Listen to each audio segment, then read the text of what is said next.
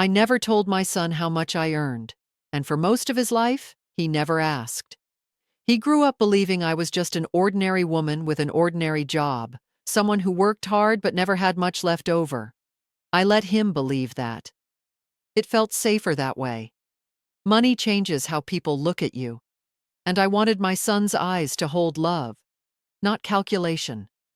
I raised him alone after his father passed away. There were nights when I came home exhausted, my feet aching, my head buzzing with numbers and meetings, but I still cooked dinner, helped with homework, and listened to his dreams. He wanted to be something big one day. I told him he already was. Every sacrifice felt worth it when I saw him smile. As he grew older, life became quieter. He moved out, went to college, and slowly built his own world. I was proud, even when the phone calls became shorter and less frequent. I told myself this was normal. Children grow. Mothers learn to let go. Then he met her. Lila was beautiful in a sharp, polished way. She spoke confidently, dressed perfectly, and always seemed to be measuring the room when she walked in. The first time I met her, I smiled warmly and welcomed her with open arms. I cooked all her favorite dishes after asking my son what she liked. I wanted her to feel at home. She thanked me politely, but her eyes never lingered on mine. They skimmed past me as if I were part of the furniture. I noticed it, but I ignored the feeling that settled in my chest. Love, I told myself, requires patience. When they married, I offered them the house.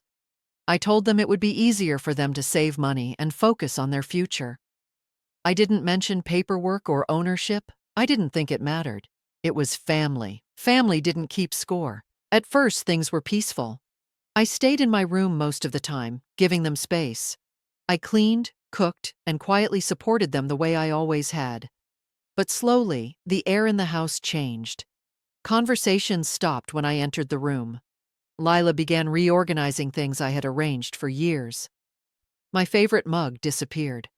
My chair at the table shifted slightly away. Small things, but they added up. I heard whispers late at night when they thought I was asleep. My name floated through the walls, followed by laughter or sighs. I tried not to listen. I tried not to feel hurt. I reminded myself that I was lucky to have a son, lucky to be near him. One evening, as I was washing dishes, I heard Lila's voice clearly for the first time. There was no attempt to lower it. "She's always around," she said. "It's like we can't breathe." I packed my things slowly, not because I had much to take, but because every item carried a memory. Each folded sweater reminded me of winters when my son was small and would curl up beside me on the couch. Each book held quiet evenings when the house was full of dreams instead of tension.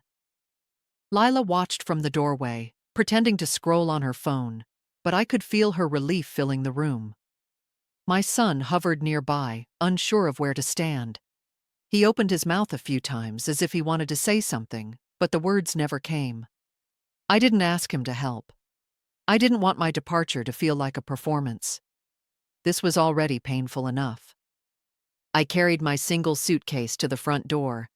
It felt strange how light it was compared to the weight in my chest. Before leaving, I looked around the living room one last time. I remembered choosing the paint color, saving extra money so the floors could be done properly, imagining grandchildren running across them one day. The house looked the same, yet it no longer felt like mine. Lila cleared her throat. "You'll be more comfortable somewhere else," she said, her voice soft but distant, like she was explaining something reasonable. "We're starting our life." I nodded. "I understand." That surprised her. I saw it flicker across her face. She had expected resistance, maybe tears. Instead, I offered calm. There is a certain power in leaving without begging. The door closed behind me with a quiet click. No dramatic slam, no final argument. Just a sound that marked the end of something sacred. I stayed with a friend for the first few nights. She didn't ask many questions, only made tea and let me sit in silence. That kindness felt overwhelming after the cold politeness I had left behind. At night, when the house was quiet, the pain finally surfaced. I cried softly, careful not to wake anyone. Grief has a way of demanding privacy. What hurt the most wasn't losing the house. It was losing my place in my son's life. I kept checking my phone, half expecting a message, an apology, anything. Nothing came. Days passed, each one heavier than the last. Yet beneath the sadness, something else was growing. A steady, grounded resolve. I thought about all the years I had planned ahead, saved carefully, signed documents I barely remembered at the time. I had always believed in preparing for the future, even when life seemed stable, especially then. On the fourth day, I visited my lawyer. I hadn't planned to.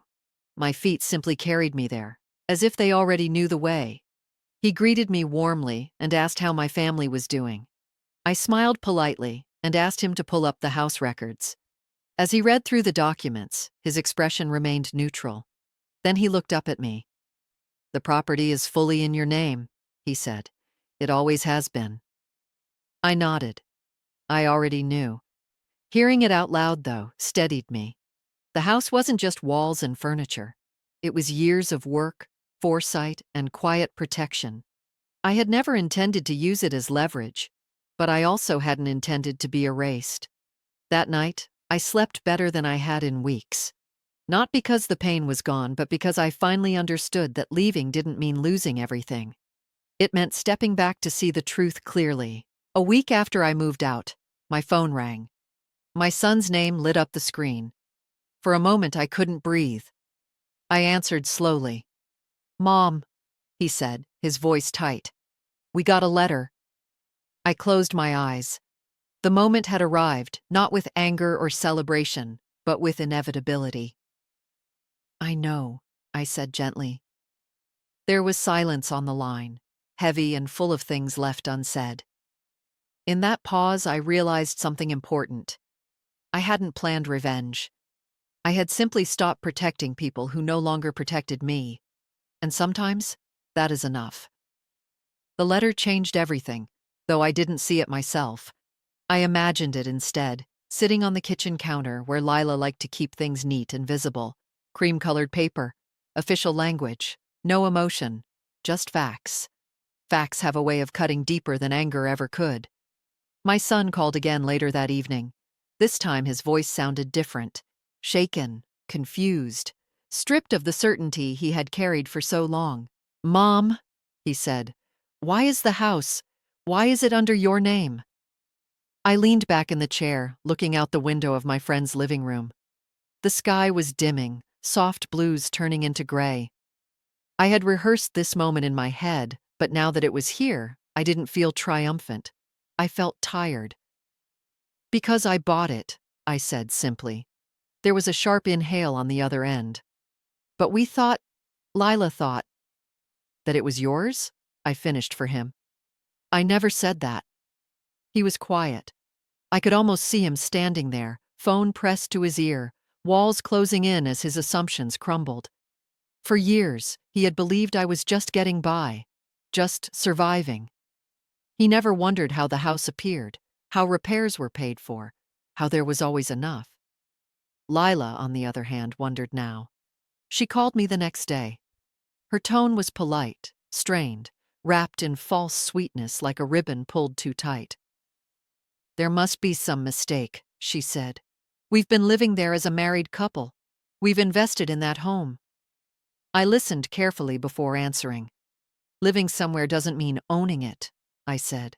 "And investing isn't the same as entitlement." Her breath hitched. I imagined her pacing, nails tapping against the counter. "You never told us," she said, accusation slipping through the cracks. "You never asked," I replied. That ended the conversation. Over the next few days, paperwork moved quietly, efficiently. No raised voices, no dramatic confrontations. Just emails, signatures, and timelines. 30 days. That was what I gave them. Enough time to find another place, to adjust, to land somewhere safely. I could have done less. The law was on my side. But I wasn't trying to punish them.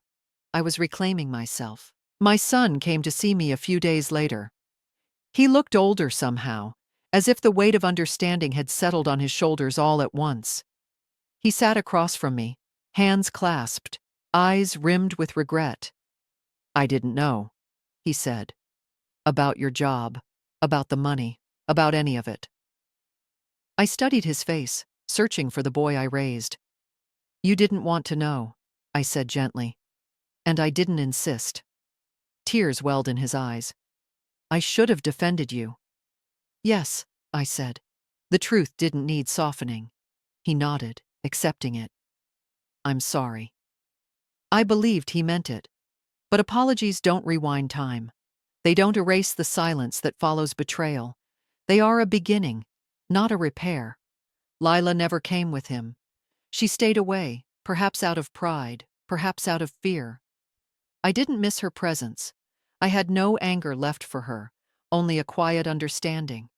She had seen me as weak because I chose humility. She mistook silence for submission. As the days passed, I felt lighter. Each document signed felt like a stitch closing an old wound. I wasn't taking something from them.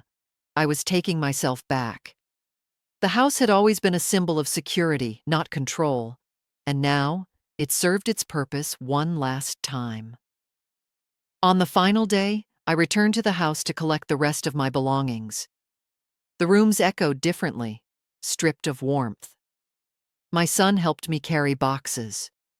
Lila stayed in the bedroom, door closed. Before I left, I placed a small envelope on the counter. Inside was a note, handwritten, steady. "I hope one day you understand that love isn't measured by usefulness. I wish you peace." I didn't look back as I walked out. Because the truth had finally stepped into the light, and it didn't need me to explain it anymore. The sea was quiet the morning I moved into my new home. It wasn't grand or impressive, but it had light, and that was enough. Sunlight poured through the windows, settling gently on bare floors that waited for a life to begin again. I set my suitcase down and stood there for a long moment, breathing in the salt air, feeling something unfamiliar but welcome. Peace. News travels quickly in families, even when words are scarce. I heard through relatives that my son and Lila had moved into a small apartment across town. It was temporary, they said. Lila was angry. My son was silent. I didn't ask for details. Their struggles were no longer mine to carry. A week later, my son visited alone. He looked around my new place, taking in the simple furniture, the flowers I had already placed near the window. His eyes softened. "You could have lived anywhere," he said quietly. "Why here?" I smiled. "Because I wanted a place that feels like rest." He nodded, understanding more than he had before. We sat together without rushing to fill the silence. There was a carefulness between us now, like learning how to walk again after a fall. "I didn't realize how much you gave up for me," he said. "I thought you were just getting by." "I was never just getting by," I replied. "I was building, quietly." He swallowed. "Lila thought you were weak." I met his eyes. "No, she thought I was invisible. There's a difference." He stayed for a while, helped me hang a picture, fixed a loose hinge. Before leaving, he hugged me, really hugged me, for the first time in years. It wasn't forgiveness. It was something more fragile. Awareness. Lila never came. Instead, I heard from others that she was embarrassed, that she felt exposed. People had started to see her differently. Not because I spoke badly of her, I never did, but because truth has a way of reshaping stories on its own. The woman she dismissed as unnecessary turned out to be the foundation beneath her feet. I didn't celebrate that. I didn't need to. Sweet revenge isn't loud. It doesn't announce itself or demand an audience. It arrives quietly in the form of balance restored, in dignity reclaimed. I planted a small garden behind my house. Each morning, I watered it, watching green push through soil that once looked empty. Growth is patient. It doesn't rush to prove itself. Sometimes, late in the evening, I thought about the woman I used to be, the one who stayed silent to keep peace. who shrank herself so others could feel taller. I didn't blame her. She did what she thought was right with the tools she had. But I wasn't her anymore. My son and I spoke more often now, slowly, honestly. We talked about boundaries, about respect, about the cost of silence. Our relationship would never be what it was, but it was becoming something real, something earned. As for Lila, I wished her no harm. I wished her wisdom. That is a heavier lesson. One afternoon, as I sat by the window watching the tide roll in and out, my phone buzzed. A message from my son. "Thank you for teaching me without hurting me." I closed my eyes and let the words settle. That was the moment I understood. I hadn't lost my son. I had lost the version of him that didn't see me, and in doing so, I found myself again. I sipped my tea, the sea breeze brushing my face, and smiled. Because sometimes the greatest victory is not being chosen back, but choosing yourself first. My hands froze in the sink. My son answered softly, unsure. "She's my mom." There was a pause. Then Lila laughed, not kindly. "We don't need her." Those words didn't hit me all at once. They settled slowly, like dust, covering everything I thought I understood. I waited for my son to defend me, to say something, anything. But there was only silence. That silence hurt more than her words. That night, I lay awake staring at the ceiling, replaying every memory. The scraped knees I kissed. The nights I stayed up worrying about tuition. The pride I felt watching him become a man. I wondered when I had gone from being his world to being a burden. In the morning, Lila stood in the kitchen with her arms folded, calm and confident. She spoke as if the decision had already been made, as if my feelings were irrelevant. "We think it's best if you find another place," she said. "You deserve your own space." I looked at my son. He stared at the floor. I felt something shift inside me. Not anger, not even sadness, but clarity. I realized then that I had spent my life protecting everyone else, while no one thought to protect me. I smiled gently. "All right," I said. They thought that was the end of it.